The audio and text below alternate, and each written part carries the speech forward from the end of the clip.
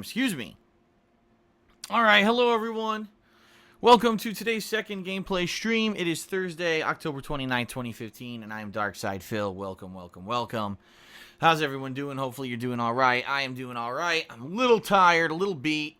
Had a lot of stuff to do during the break between my first and second streams tonight. And in fact, I had so much to do that I completely forgot to upload my vlog that I recorded last night when I had some free time after finishing up the Minecraft Story Mode Part 2, which was really short.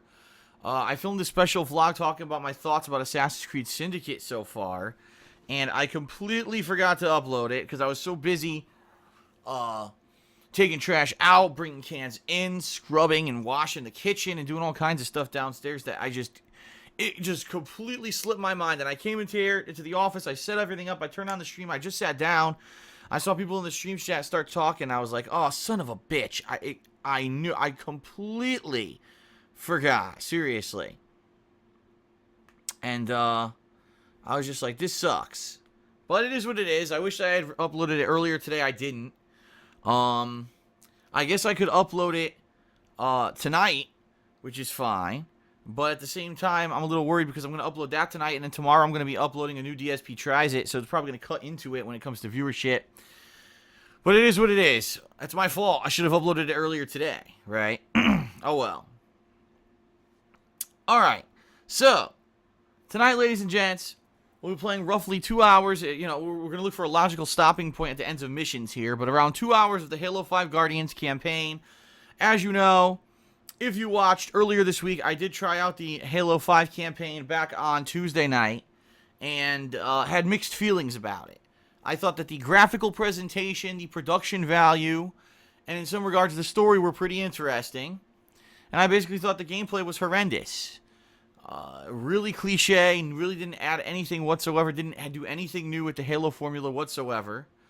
And after playing for 2 hours, I'd beaten 5 out of the 15 stages that are in the campaign of the game, 2 of which I completely walked through. I literally just walked through them. And there was really no value to them. It was just basically game design that felt like it was about 15 years old. It really felt like I was playing Halo 1 with no advancement besides maybe better graphics. The fact that they had added a dash now. The fact that you're with a squad and the squad revives you, even though this has been done ad nauseum with shooters and first-person games before. The weapons, all the new weapons are basically the same as weapons you've played in every other first-person shooter ever. There's not one original weapon so far in the game. They're all the same shit you've used in other games. And I really didn't enjoy it, quite honestly. I didn't. I played it for 2 hours, and by the end of it, I was like, well, that was underwhelming. Now, from what I'm hearing, apparently the best part of Halo 5 is the multiplayer. Everyone seems to be saying the multiplayer is good. It's a lot of game modes, a lot of variety with it. It seems to be well executed. But when I said that maybe I should just play the multiplayer, I kind of got this reaction saying, no, you should keep playing the campaign because you already started it. And some people took offense that I actually was able to just walk through a couple of the stages saying, why did you do that? You should have took your time and did the shooting like it was intended. Now, I'm sorry, but let's face it, this is 2015. This is not, 2004, or whatever the year is that the original Halo came out. And in 2015, you should not be able to just walk through a stage and skip everything in it. There should be game design choices that allow you to have to, or force you to have to fight the combat of the game. And that's not the case in Halo 5. It seems to me that the campaign was made incredibly lazily. So I, on a whim, said, gee, I wonder if I just run through the stage like I did with Halo 1, if I could do it. And I can, and I did. And it was a joke. It was a complete joke that you can do it. So I understand some people, well, you didn't take your time, you didn't play how it's supposed to be played. No. I'm sorry, if you're a soldier on the battlefield, and it's a squad of 4 against a squad of 400, would you rather take your time to slowly and grindingly kill every little insignificant grunt on the battlefield? Or if your objective is to just pass the stage, would you just pass the stage and survive? A smart soldier would just fucking survive, right? It's not your job to kill every single grunt, and apparently in this game it's not either. Seriously.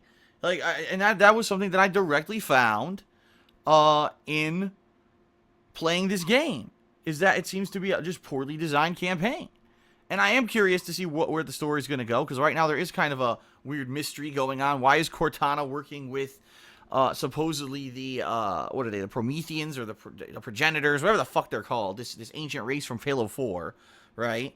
And we don't know the answer to that. We don't know why Cortana's calling out to Master Chief and having him go, try to find her, him and his blue team, and why he's chosen to go AWOL. We have no clue. And I'd like to get the answer to that. But on the flip side of that, I don't think that we should be forced to be going through generic, boring, incredibly uninspired gameplay to do it. You know, if you're going to do a new campaign, do a new campaign.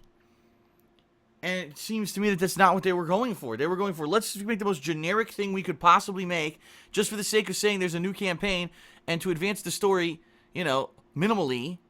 And I don't like that. I'll be honest. I think that just because they made this game a 4-player co-op doesn't mean it's a good game. I'm not seeing it, at least from my perspective of being around the block and playing so many games. I'm not seeing it. So I decided I would jump back into the campaign today because people seem to have been upset because I said I might just skip it, and we were like, oh, we already started it, now you got to finish it. I don't know if anyone's going to watch. I'll be honest, it certainly wasn't very riveting for me when I was playing it on Tuesday. I definitely want to see what's going to happen with the story, but that's really the only reason I'm continuing to play. It's not for the gameplay at all. You know what I mean? So we'll see what happens here tonight, if it picks up at all, if the gameplay gets any better.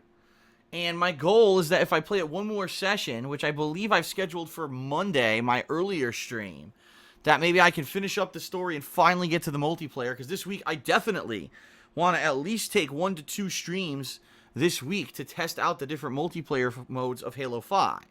If it is as good as people are saying, I definitely don't want to miss out on it just because I was, turned off by the single-player campaign. I mean, it's a shame that this franchise was a narrative-based franchise when it was in the hands of Bungie. And not to say that most people didn't buy it for the multiplayer, but Bungie really wanted to make this a narrative franchise, and now Microsoft's bought it, and now it seems like maybe they're going in another direction. I don't know. I could be wrong, but it just for me does not seem to be anything special. Just saying. Okay? So we're going to be playing for around 2 hours, and I'm going to start in a couple minutes, regardless of how many people we have on stream.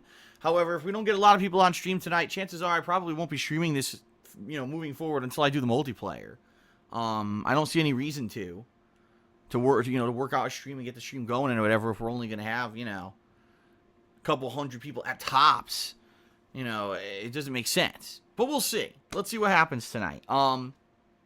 Real quick, the only quick thing that I want to say is, as you know, the Halloween marathon's coming up in a couple days. It's going to be this Saturday, going on all day. So I hope you'll join me for that.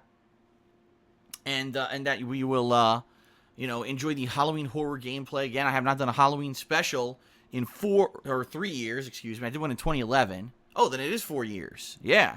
I have not done a formal Halloween special since 2011.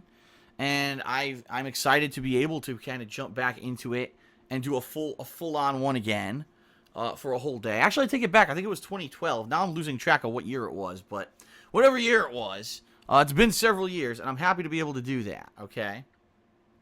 So I hope you'll join me, And also keep in mind, that means there's at this point, less than 3 days left to pledge to my Patreon for the month of October so we can hit the goal to do the Rockathon. And quite honestly, we are very close right now from what I had to see, and I don't know because I don't know if anyone else is going to continue to lower their large pledges from last month or if that's done now, but we're less than $100 away from the goal.